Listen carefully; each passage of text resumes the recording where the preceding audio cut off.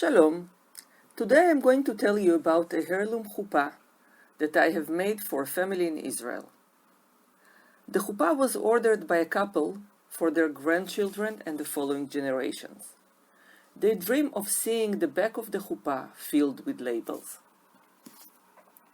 The subject of this huppah is Jerusalem and its meaning for the Jewish wedding ceremony. The design includes a center medallion Magen David, and the text, which in free translation means bringing joy to the bride and groom, is comparable to rebuilding one of the ruins of Jerusalem. The four corners include conceptual illustrations of Jerusalem, which I will describe in detail later. The Magen David was the starting point of the huppah, and therefore dictated the colors of the whole design. This part was made from strips in a traditional patchwork technique called seminole. Usually the center star is made with 8 points, which is easier to design, but since it's a huppah, I chose to create a Magen David with 30 and 60-degree diamonds. The text is written with a calligraphic pen on paper in smaller scale. Then it was scanned, enlarged, and color adjusted to match the design colors, and finally printed on fabric. The four corners depict four faces of Jerusalem. The first corner has the old city with the western wall and Herod's temple at the top. In the second corner, the new city with Heichal Shlomo, the main synagogue of Jerusalem. The third corner with Mishkanot Sha'ananim, Montefiore's windmill, and the ruined synagogue at the top.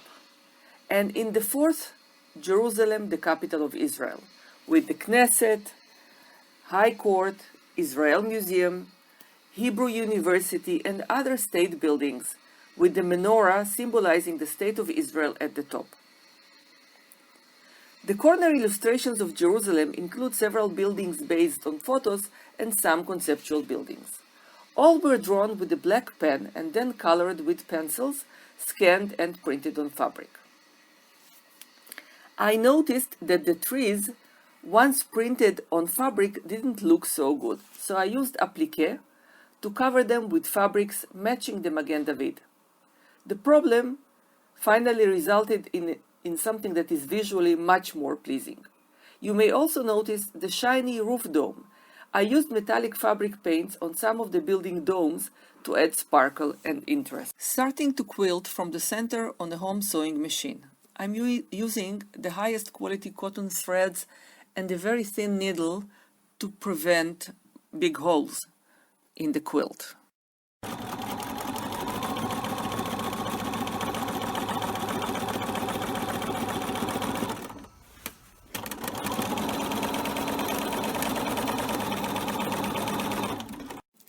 The center is quilted. Now I'm going to work from the center outward in one direction, slowly reducing the bulk of the fabric in the machine.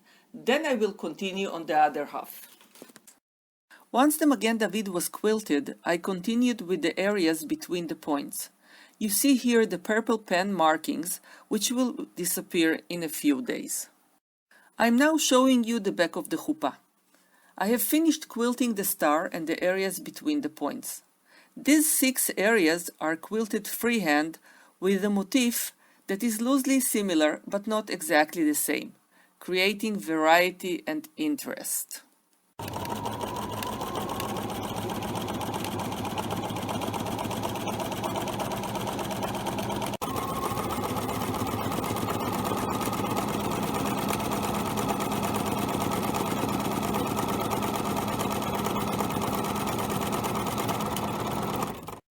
Wow, I can't believe it, but it's done. I still need to add the ties to the corners and the labels on the back, but otherwise this is finished. In this area here I was planning to add some beading but decided it will be too much. The letters were supposed to be outlined with gold thread. Everything I did on the sewing machine came out horrible, so I switched to hand embroidery with thick gold thread. 15-30 minutes per letter. I really can't believe I actually did it. I added quilting with a neutral colored thread in between the blue grapevine quilt lines. What a mouthful! In order to balance out the quilting density. You can also see the decorative ribbon embroidery and other decorative stitching. Here you can see the edge of the quilt and the binding. I made the binding with the fabric that was used for the Magen David, and the binding was attached by machine, as at this point the thought of hand stitching it was simply inconceivable.